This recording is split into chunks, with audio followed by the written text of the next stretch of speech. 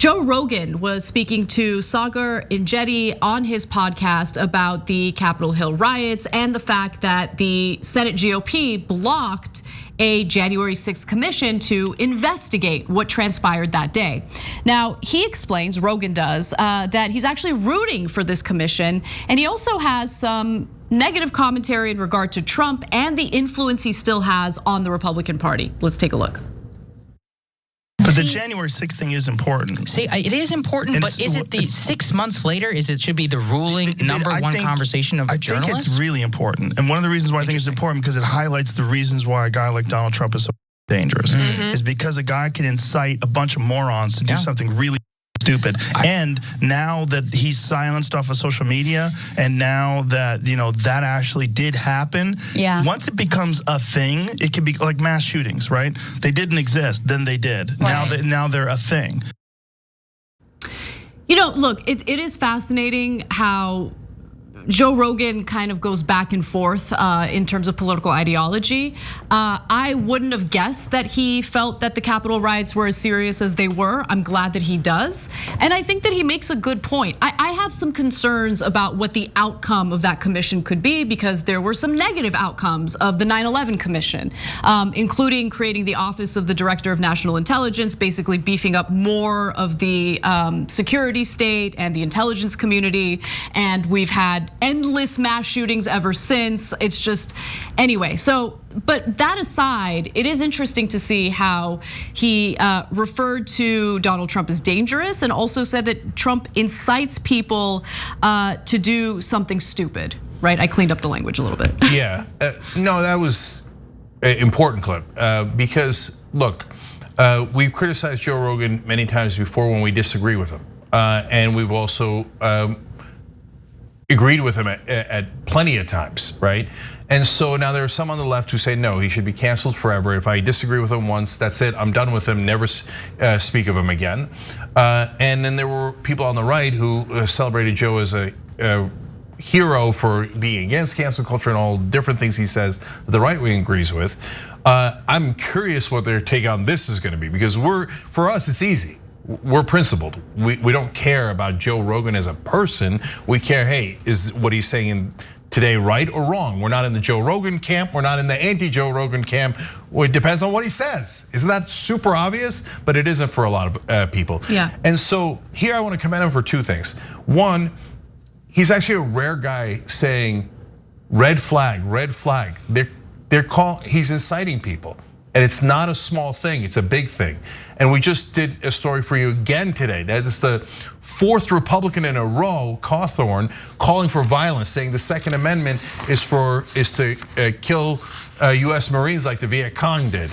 It's not for hunting, right? They're constant, 28% of Republicans say it might be time to resort to violence.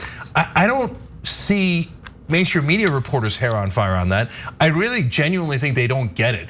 They always project and like, oh, I do declare everyone I know is quite similar. Pass the hors d'oeuvres, right? No, but Rogan has a little bit better connection to the grassroots as we do. And no, the violence, we're really worried, is coming. They're not kidding, they're gonna do it. And Trump and the other Republicans keep inciting them. So it's important for Rogan to say that to an audience that has independents, libertarians, and right-wingers in it, right? Yep. And for him to have, now this gets to the second point, for him to have the courage to call some Trump followers idiots, right?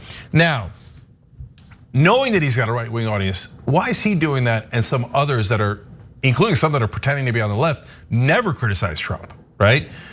Because Rogan's already rich. Okay, I'm keeping it real, and I'm not saying that as a criticism of him. Since he's already got all the money in the world, he doesn't have to kiss anyone's ass. Now, that doesn't mean that what he's saying is true, but it looks like what he's saying is honest. There's a difference, right? He might genuinely not be correct about something, right?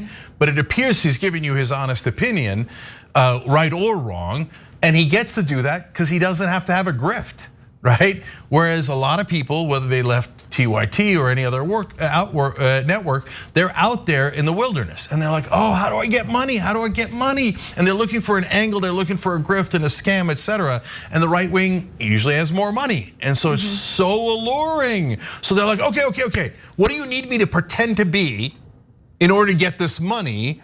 right? Oh, you don't want me to criticize X, Y, and Z? Got it. I'll never touch them. And if anybody does criticize them, I'll call him McCarthyite or whatever I'll call him, right? And give Rogan credit. He's not doing that, right? He's saying, no, this is the reality. If you follow Trump into violence, you're an idiot, right? And remember, the dude is complicated. He originally endorsed Bernie Sanders. Yeah. And he has some terribly right-wing positions.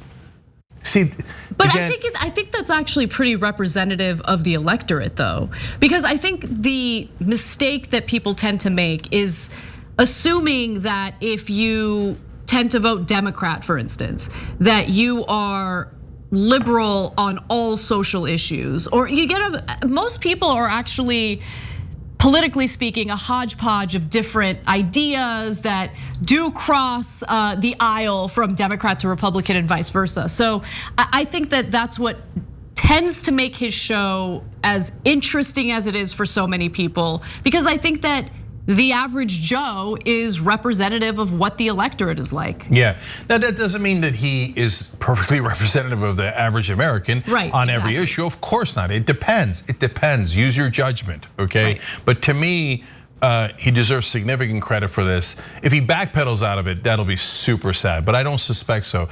Look, I once had lunch with Joe, and since then we've had tons of disagreements and sometimes personally so, right? But he had me and Anna on the show, and we used to get along. And he told me something that makes sense. He's like, and this was before the Spotify deal or anything. Remember, he had a giant TV show, right? Let alone the UFC stuff. He said, look, I have FU money. And what good is FU money if every once in a while you don't say FU? And I respect that.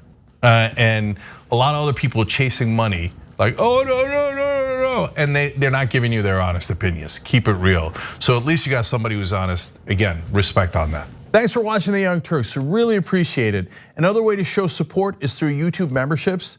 You'll get to interact with us more. There's live chat emojis, badges. You've got emojis of me, Anna, John, JR, so those are super fun. But you also get playback of our exclusive member-only shows and specials right after they air. So all of that, all you gotta do is click that join button right underneath the video. Thank you.